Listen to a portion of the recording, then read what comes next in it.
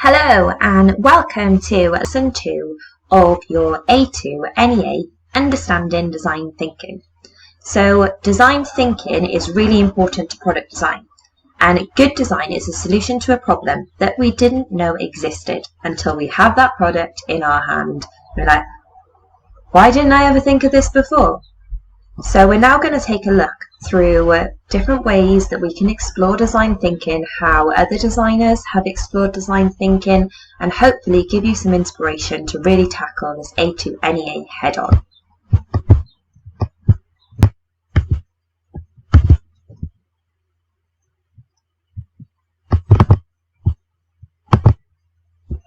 So, James Dyson.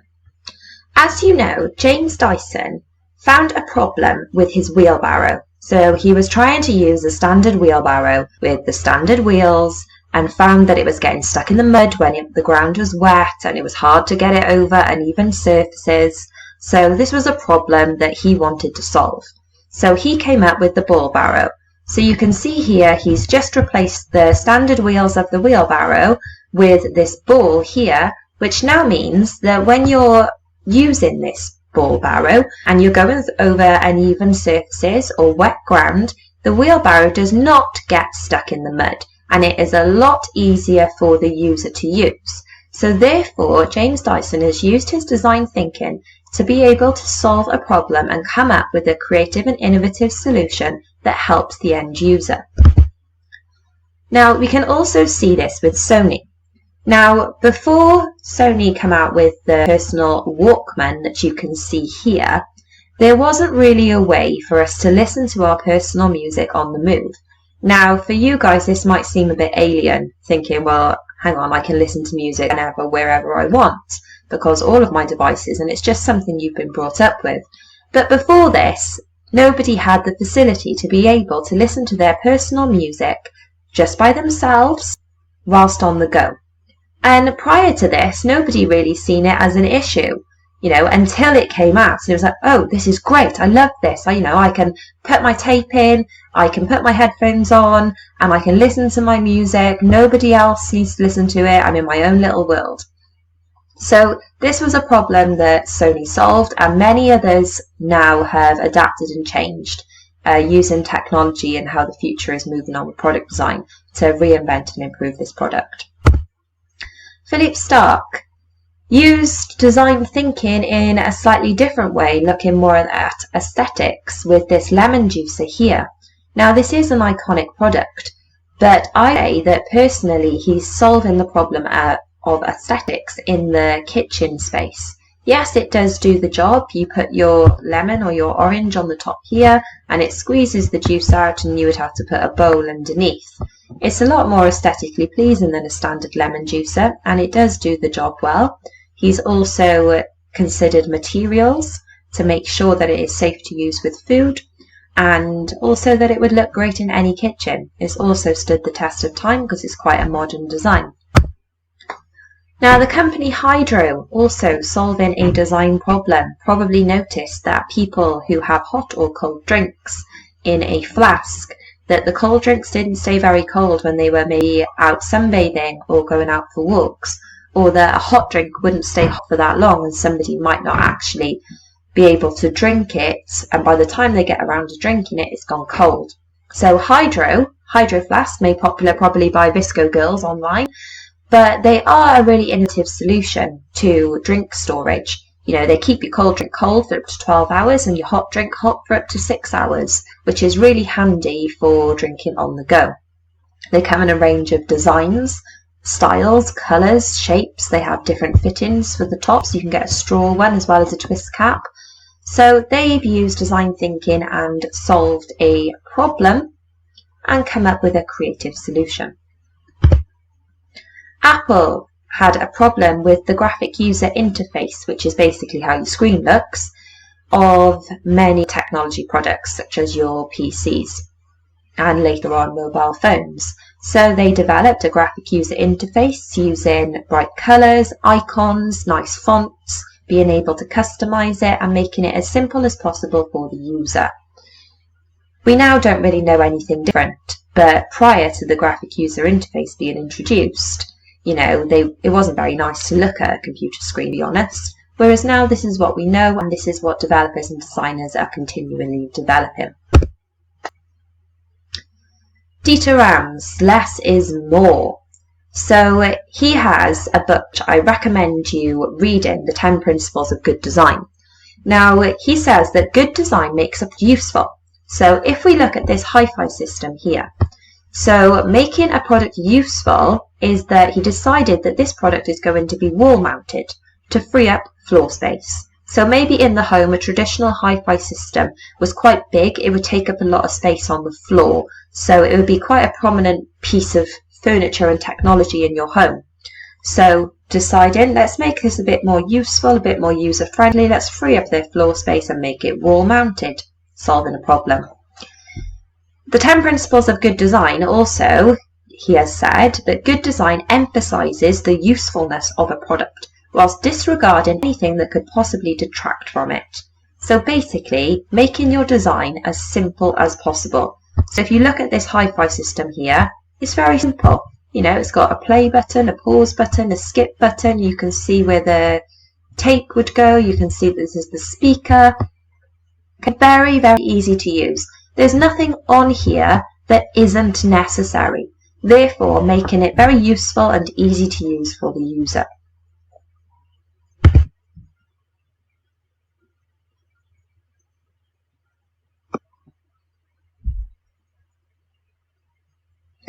Even simple everyday objects are being designed to solve problems.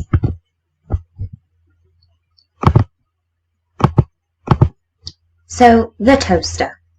So, the original D12 toaster, invented in 1909 by Frank Shaler. Now, this was innovative in itself. These would heat up. I'm guessing you would put your toast on here and maybe you have to turn it around. Okay, it's before my time. And then we have the next improved model by Charles Strite, which introduced the pop-up mechanism of your toaster. So being able, we still use it now. So you pull the lever down, you wait for your toast to be toasted, and then you pop the toast up when it's ready. Okay, so this was in 1926, so quite a long time after the original toaster.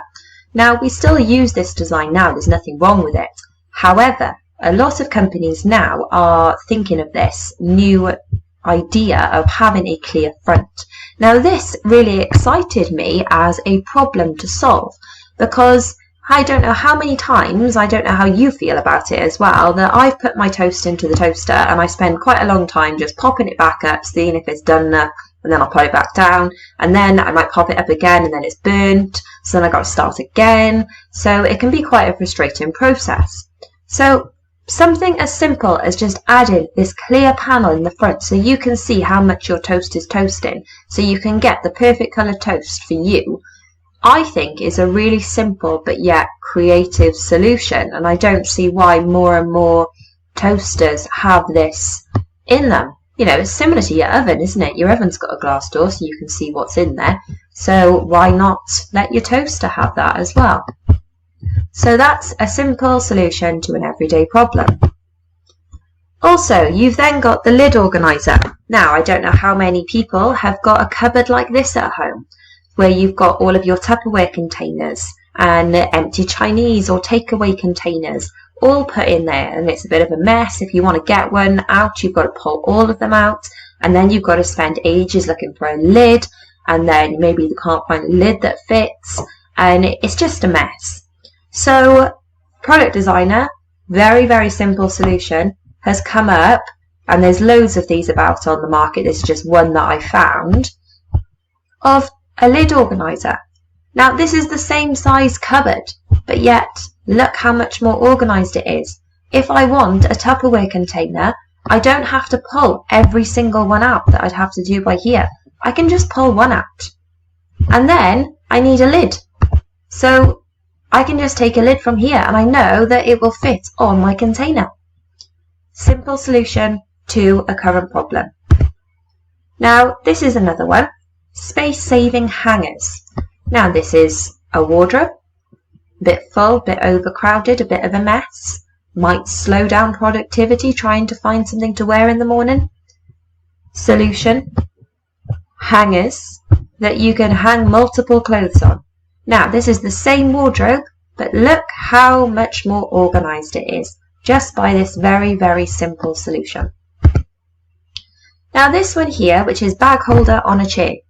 Now, how many times have you gone out, maybe to shopping or for something to eat or even in school or work, and you've got your bag and you need to sit down, well, where do I put my bag? I don't know where to put my bag.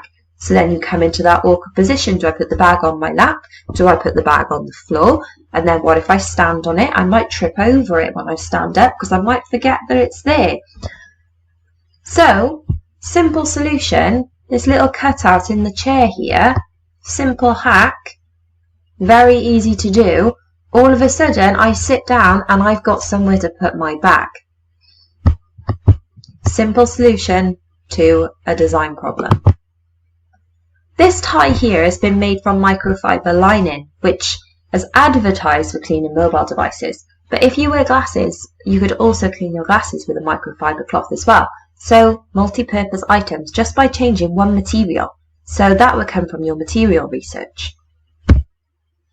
Now this notebook here, it's got a pen holder built inside it.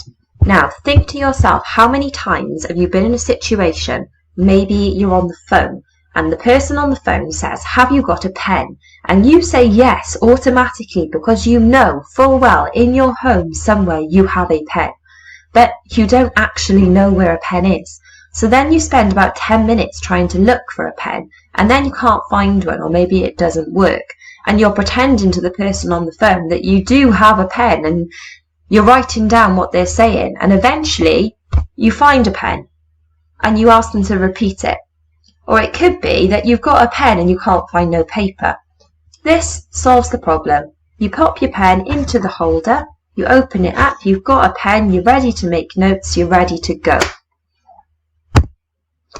Lots of people now are also thinking about sustainable packaging. Now this is a big issue of mine, the amount of plastic wrap and unnecessary packaging that's on products is just insane. So lots of different designers are looking at ways of sustainable packaging. Now I feel that maybe no one's quite cracked this yet, because if they did, then all packaging would change. There's also the opening up of refill stations where you don't have any packaging at all. You can just go in with your storage containers and your Tupperware bowls or whatever it is that you use to store your food at home, and go into the refill station, go to the cereal and fill up yours, and then pay for what you have. So these are different solutions to design problems. Now all of this stems from something called design thinking. Now this is a book here by Rowe called Design Thinking, so I really recommend that you read this book. Or if you're interested in moving on to a career within any form of design or problem solving, that you do take a look at this book, maybe ask for it for Christmas. I'm not promoting it or advertising it, I just think that it's a good book. So, design thinking, the future output will provide a better answer than the one already available, or if nothing is available, something entirely new. So just pause and think about that. My design solution is going to provide a better solution than the one that's already available. Or if nothing is available, my design solution is going to be something entirely new. If it's not providing a better answer and it's not something entirely new, why are you even making it?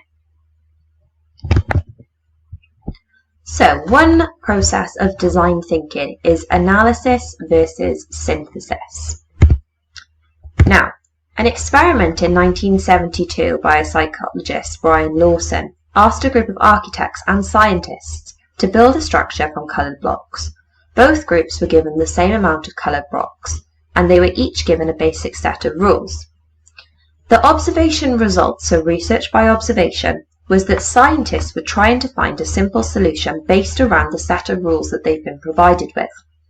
However, the architects were focused more on the end result. What's the building going to look like? What's our structure going to look like? And then once they created that, they then tested that solution to find out if it had met the initial rules that they had been given. So this is a very simple observation about how different people think. So it's been summarized into this graph by here. So you've got the designer. A designer is driven by the process of synthesis, seeing the bigger picture. A designer tends to imagine the future, what could it be? The design values are often based on intangible things such as, how does this look, the aesthetics, or how would that make somebody feel? It's very human-driven practice. And the designer would often consider, well, how can I actually make this happen? I want to do this, I need to make this, how do I do it? And then you often test your solution after you've come up with it. However, a scientist might have more of a process of analysis, and they might be based on more measurable evidence and scientific reasoning to come up with a decision. Science is typically based on historical data and things that have happened previously, whereas the designer would be looking to the future continuously. Scientists generally use facts to drive their decision and their design thinking, and they use a lot of data. They use what is known to help them develop something new. Now, this is typically, it's not saying that all scientists think this way and all designers think this way. To be honest, a lot of them will have overlaps and will think either in analysis or synthesis depending on what they're doing. But this is quite an interesting observation made by Lawson. This now leads us on to think about divergent thinking. Now, divergent thinking sometimes gets muddled up with creativity. It's not creativity. Creativity is the actual value and quality of your ideas. However, divergent thinking does open up your mind to coming up with creative solutions. So what is it? It refers to a strategy of solving problems by generating as many ideas as you possibly can. It's to determine which solution would work the best for the scenario or the context that you're trying to develop a solution for. It's very free-flowing, it's experimental, it's spontaneous, and this is how those creative ideas are generated. It often allows for unconventional ideas to be formed. How is it done? Well, often done by brainstorming, free writing. These are processes that all involve divergent thinking. But you don't really have to think too much, but you're thinking a lot. The outcome is the ability to produce many complicated or complex ideas from a single idea. So for example, you take your context, you then use your divergent thinking skills to come up with loads and loads of different ideas. Now, complicated or complex, but they're all formed from this one starting point. You often then get unexpected combinations and connections that you can draw from all of these different ideas that initially you might not thought possible. And one single question will always return multiple answers. But you would like to think that a lot of these answers all have equal value. Now, there are 8 traits of a divergent thinker: complexity, curiosity, elaboration, flexibility, fluency, imagination, originality, and risk-taking. Okay, so you're not really too concerned about the outcome right now because you're thinking, you're getting inspired, you're generating ideas. At this point, no idea is a bad idea. You haven't reached that decision-making point yet. You are at the moment, you are just trying to get all of your ideas out. I always call it, like word vomit or idea vomit all over the paper. Just get as much out as you possibly can. Now, opposite to this is the convergent thinking, which was introduced by Joy Paul Guilford. Now, convergent thinking is another problem-solving technique, but it's about bringing together different ideas. Once you've brought together different ideas, you're finding the best possible solution. This is the opposite of divergent thinking. This process is logical decision-making to gain a viable and accurate answer to a known problem. Generally, you either have the right answer or the wrong answer, the right solution or the wrong solution. Okay, there is no free-flowing spontaneity in this. Now, we would use this as designers once we've come up with all of these ideas and maybe we've narrowed it down to 2 or 3 possible solutions. This is when we would start doing our decision-making techniques. So our decision matrix, our SWOT analysis, looking at pestle factors, looking at existing products to try and really narrow it down to the best possible solution. So there's more structure involved. Convergent thinking is also known as knowledge because this is measured in a standardized IQ test, pattern recognition, solving problems with known facts, multiple choice questions. Okay, there is always an answer to a problem when you think in the convergent thinking method. Another design thinking system that we have is called system thinking. Now, this is quite complicated to get your head around. However, you can see the benefits. Now, this diagram here shows the difference. So you've got regular thinking and then the system thinking. So someone who doesn't think in a system thinking way will not connect things together, whereas a system thinker believes that everything is connected, even inanimate objects. So if we took a chair, a customer or a person needs to use that chair, but that chair is reliant on a tree growing in nature to be able to get the wood for the chair to actually make the chair. Now, for that tree to grow, the tree is reliant on nature and the environment to provide it with the conditions to enable it to grow. And the conditions of the environment are reliant on us as people, on how we're actually treating our resources in this world. So you can all of a sudden see how that chair, that inanimate object, is actually connected to a lot of other different things. A systems thinker will not think linear. They will think circular, so that everything is in a loop. Everything always happens together. That great ideas emerge when all the different parts of the puzzle are put together. A systems thinker will not think in individual parts. They see whole. They see the whole picture. They know that there's lots of different parts to make that picture, but they don't think about just the one part. They will think about the big picture. A systems thinker also thinks in synthesis. So when we looked at the designer and the scientist comparison before, the designer would be a systems thinker because they're thinking of the bigger picture. They're bringing all of these different things together.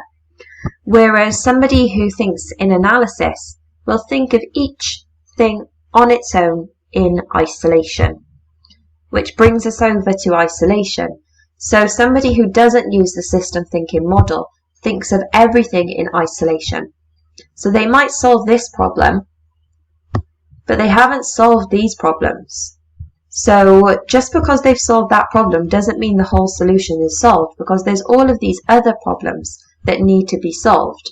Whereas a systems thinker can draw relationships. So if I solve this problem, that will actually help that problem. And if I solve that problem, it will help that one. But then I need to solve this one to be able to solve this one. So they can see that the relationships and the feedback loops between what they're actually trying to discover. So interconnectedness, a shift in mindset away from linear to circular. The principle is everything is connected, not in a spiritual way, but a biological way. Even inanimate objects are reliant on other things. A chair needs a tree to grow. A phone needs electricity distribution to power. Systems thinking shifts the perspective and changes the way we see the world from a linear structured view to a dynamic and connected relationship. Synthesis is putting all the pieces of the puzzle back together. It's combining 2 or more things to create something new, making something complex into something tangible and real. Synthesis is about understanding the whole and the parts at the same time. It's the designer's ability to see how things are connected. Emergence. We know that larger things emerge from smaller parts coming together. This is all about the interaction of different objects and things coming together. So that's really important in system thinking. Also, feedback loops. So action causes an effect, get some feedback, take further action. That causes a new effect, get some feedback, take action. So it's this continuous loop. There are two different types of feedback loops, balancing and reinforcing. You can also look at the cause. So your actions leads to results, which then shape future actions, which lead to results, which then shape further actions. So you can see, if you can understand this process, then you can think forward and ensure that when you're designing a product, that the actions that you have taken to design that product lead to positive results, and those positive results can feed back into further actions being taken and so on. So systems thinking in practice. So if we looked at life cycle stages, so material extraction, manufacture, packaging and transport, the actual use of the product, and then what happens at the end of life. So if you're constantly looking at this product life cycle and you're thinking of the product now, I'm going to get all these materials, I'm going to make all these design decisions, then people are going to use my product. But once they've finished using my product, what are they going to do with it? So as long as you've thought of what happens at that end stage, maybe it goes back into nature, maybe it's biodegradable, maybe it's recyclable, maybe you can repurpose it and reuse, maybe people trade it in. So all of those sustainability issues that as a designer you can consider means that this process can continue. So now you understand different design thinking theory. Let's make a start on your own projects. In the next video, breaking down your context, we'll provide you with a start on how to use design thinking to produce an innovative solution to a problem. Question to think about in the meantime. What method of design thinking would be useful at the first stage of your NEA? Think about that and I'll give you the answer in the next video. Thanks guys. Bye.